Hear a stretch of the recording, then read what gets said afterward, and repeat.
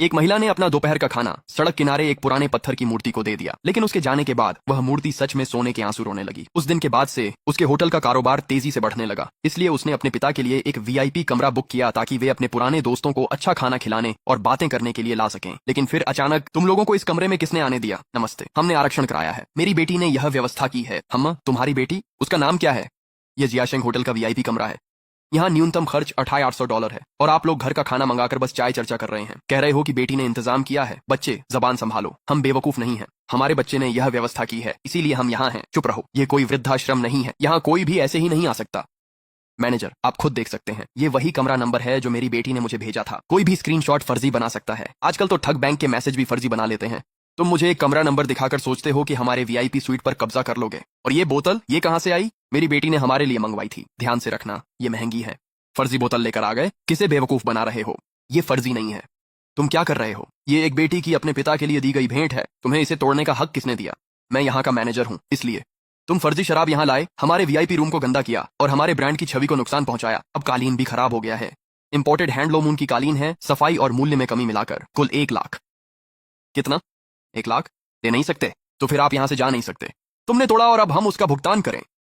किसने देखा कि मैंने तोड़ा? जब मैं अंदर आया, वो बोतल पहले से ही टूटी हुई थी। तुम 4 बूढ़े आदमी यहाँ शराब लेकर आए और जगह को गंदा कर दिया, और अब होटल को दोष देना चाहते हो? तुम ऐसा नहीं कर सकते। बूढ़े आदमी, जरा संभल कर बोलो। आज रात इस कमरे के लिए 2 लाख देने वाला ग्राहक था। तुम यहाँ बैठकर हमारा बिजनेस और जगह खराब कर रहे हो। 1 लाख तो मैं तुम्हें पहले ही रियायत देकर बोल रहा हूँ। गुओ कियांग, मिंग मिंग को फोन करो। गुओ कियांग, फोन मिलाओ, वो व्यस्त है। मैं उसे परेशान नहीं करना चाहता। क्या हुआ, फोन करने से डर रहे हो? अभी तो तुमने कहा था कि तुम्हारी बेटी ने ये सब सेट किया है, तो उसे यहाँ बुलाओ। मैं देखना चाहता हूँ कि आखिर कैसी बेटी है जो फटे पुराने जैकेट पहने बूढ़े लोगों को वीआईपी में जगह दिला देती है। मिंग मिंग, होटल में कुछ गड़बड़ हो रही है। पापा, आप किस कमरे में हैं?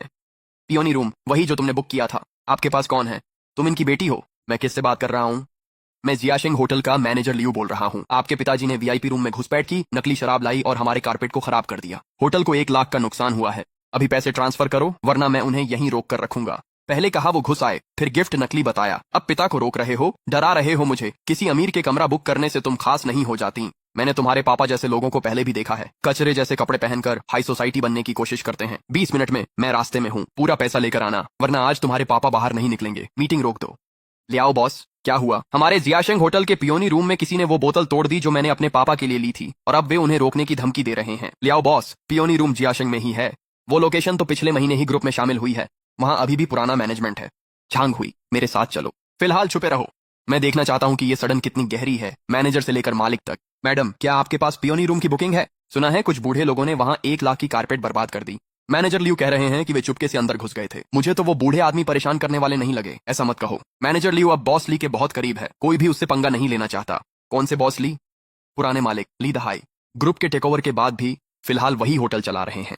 पापा, मिंग मिंग, माफ करना, मैंने तुम्हें परेशानी में डाल दिया। पापा, इन हाथों ने पूरी जिंदगी फर्नीचर बनाया है। मैं तो बस आज खुद को एक अच्छा खाना खिलाना चाहता था। मिंग मिंग, ऐसा मत कहो, इसमें तुम्हारी कोई गलती नहीं है। तुम्हें इस तरह कोने में खड़ा करना ये ठीक नहीं है। बोतल किसने तोड़ी? तो तुम बेटी हो? मैंने पूछा, बोतल किसने तोड़ी थी? तुम्हारे पापा ने खुद ही तोड़ी थी। तुम सबने देखा था, है ना? अब कोई कुछ नहीं बोलेगा। तो इन बूढ़ों ने खुद ही बोतल तोड़ी थी। जवाब देने से पहले अच्छे से सोच लो। तुम अभी भी प्रोबेशन पर हो। ये सील हेडक्वार्टर के वेयरहाउस की एक्सक्लूसिव वैक्स सील है। हर स्पेशल एडिशन बोतल पर सिर्फ 1 बार सील लगती है। आज दोपहर को यह बोतल पियोनी रूम में कौन लाया था? तुम मुझे क्यों देख रहे हो?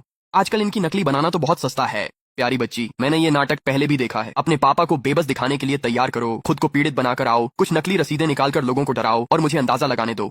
अब अगला कदम, तुम एक वीडियो बनाओगी जिसमें कहोगी कि हम बूढ़ों को परेशान करते हैं। तुम इस ट्रांसफर ऑर्डर को नहीं पहचानती। मैं तो सिर्फ पैसे को पहचानता हूँ। कालीन के लिए 1 लाख। पैसे दो और निकल जाओ, वरना यहीं फंसे रहोगे। बोतल तुमने तोड़ी, हमें अपमानित किया, और अब चाहते हो कि हम ही पैसे दें। बूढ़े मूर्ख, तुम्हें 1 इंच दिया और तुम मील भर चले गए। तो आ जाओ, देख लेते हैं। मेरे दोस्तों का अपमान करने की हिम्मत मत करना। तुम कुछ भी नहीं हो। अगर तुम्हारी बेटी में वाकई कोई ताकत होती तो क्या वो तुम्हें ऐसे कपड़ों में वीआईपी में आने देती? वो शायद किसी अमीर आदमी की रखैल है जिसने कुछ कागज चुरा लिए ताकि खुद को महत्वपूर्ण दिखा सके। महंगी कार में आई है, सूट पहन रखा है और कागज लहरा रही है जैसे हेडक्वार्टर से आई हो। खूबसूरत चेहरा है, लोगों को बेवकूफ बनाने में माहिर है। पता नहीं किसकी सोने की खुदाई करने वाली है ये। यहाँ आकर तमाशा कर रही है। जुबान संभाल कर बात करो। मेरी बेटी अपनी कमाई खुद करती है, ईमानदारी और सफाई से। हाँ, किस हुनर से? उसके चेहरे से। यह थप्पड़ महिलाओं का अपमान करने के लिए है और यह वाला बुजुर्गों का अपमान करने के लिए। तुम्हारी हिम्मत कैसे हुई मुझे मारने की? शुक्र मनाओ कि आज मैं यहाँ बेटी बनकर आई हूँ, वरना तुम्हें यहाँ खड़े होकर जवाब देने का भी हक नहीं होता। ठीक है, बहुत अच्छा। तुम्हें लगता है कि 2-4 नकली कागजों से तुम्हें जियाशेंग में मनमानी करने का हक मिल गया है? ये ब्रांड आज भी टिका है तो सिर्फ बॉस ली की वजह से। तो फिर ली दहाई को यहाँ बुलाओ। तुम्हारी हिम्मत कैसे हुई बॉस ली का नाम लेने की? मैं उसे 10 मिनट देती हूँ।